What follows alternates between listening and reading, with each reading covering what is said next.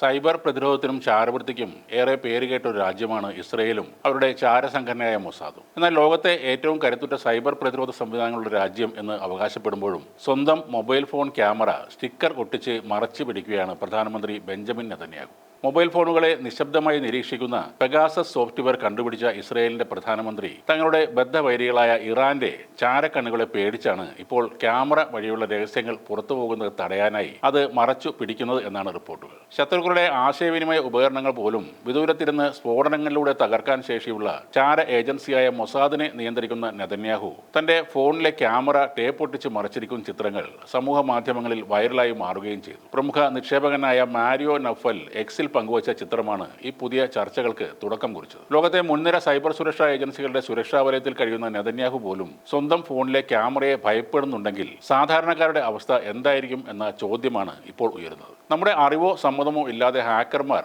വിദൂരത്തിരുന്ന് നമ്മുടെ ഉപയോഗിക്കുന്ന ഫോണിലെയോ ലാപ്ടോപ്പിലെയോ ക്യാമറകൾ നിയന്ത്രിക്കുന്ന രീതിയാണ് ക്യാംഫെക്റ്റിംഗ് എന്ന് പറയുന്നത്. മാൽവെയറുകൾ ഉപയോഗിച്ച് ക്യാമറ പ്രവർത്തിപ്പിക്കുകയും ഉടമ അറിയാതെ തന്നെ ദൃശ്യങ്ങൾ പകർത്തുകയും ചെയ്യുന്നതാണ് ഇതിന്റെ രീതി. ഫോണിൽ ക്യാമറ പ്രവർത്തിക്കുന്നുണ്ടെന്ന സൂചന പോലും ലഭിക്കാത്ത വിധത്തിൽ സീറോ ക്ലിക്ക് ആക്രമണങ്ങളിലൂടെ ഇത് സാധ്യമാണ്. അതിലൂടെ മൊബൈൽ ഫോൺ ഉടമ എവിടെയാണെന്നും എന്ത് ചെയ്യുകയാണെന്നും ഉൾപ്പെടെയുള്ള കൃത്യമായ വിവരങ്ങളും ലഭിക്കും. ഇസ്രയേൽ പ്രധാനമന്ത്രിയുടെ ഓഫീസ് ഇക്കാര്യത്തിൽ ഔദ്യോഗിക വിശദീകരണം നൽകിയിട്ടില്ലെങ്കിലും ഇതിന് വ്യക്തമായ കാരണങ്ങൾ ഉണ്ടെന്ന് സൈബർ വിദഗ്ധർ ചൂണ്ടിക്കാട്ടുന്നു. ഇറാൻ ആസ്ഥാനമായുള്ള ഹാക്കർ ഗ്രൂപ്പുകൾ ഉയർന്ന സൈനിസ്റ്റ് നേതാക്കളുടെ ഫോണുകൾ ഹാക്ക് ചെയ്തതായി അടുത്തിടെ റിപ്പോർട്ടുകൾ പുറത്തു വന്നിരുന്നു. മുൻ മന്ത്രിമാരുടെയും ഉദ്യോഗസ്ഥരുടെയും സ്വകാര്യ ദൃശ്യങ്ങൾ വരെ ഇവർ പുറത്തുവിട്ടിരുന്നു. അതീവ സുരക്ഷാ മേഖലകളിൽ പ്രവേശിക്കുമ്പോൾ ഫോൺ ക്യാമറകൾ സ്റ്റിക്കർ ഉപയോഗിച്ച് മറയ്ക്കുന്നത് ഇസ്രയേലിലെ സാധാരണ ഒരു നടപടിക്രമമാണ്.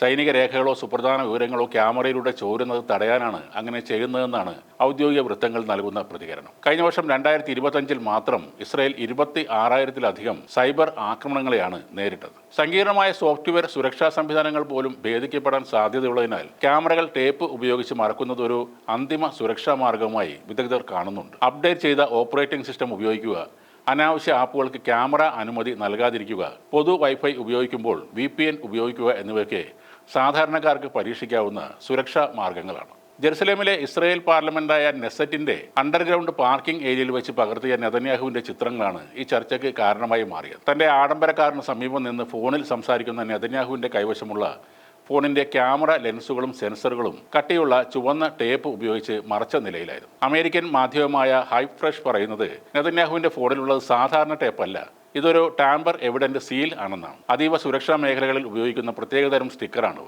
ആരെങ്കിലും അബദ്ധത്തിലോ മനഃപൂർവ്വമോ ഫോട്ടോകൾ എടുക്കുന്നത് തടയാനാണ് ഇത് ഉപയോഗിക്കുന്നത്. എന്നാൽ ലോകത്തെ ഏറ്റവും കരുത്തുറ്റ ചാര സോഫ്റ്റ്വെയറുകൾ വികസിപ്പിക്കുന്ന രാജ്യമാണ് ഇസ്രയേൽ. എന്നിട്ടും സ്വന്തം പ്രധാനമന്ത്രിക്ക് സുരക്ഷയ്ക്കായി ഇത്തരം ലളിതമായ മാർഗങ്ങൾ തേടേണ്ടി വരുന്നത് എന്തിനാണെന്നത് വലിയൊരു ചോദ്യമായി അവശേഷിക്കുകയാണ്.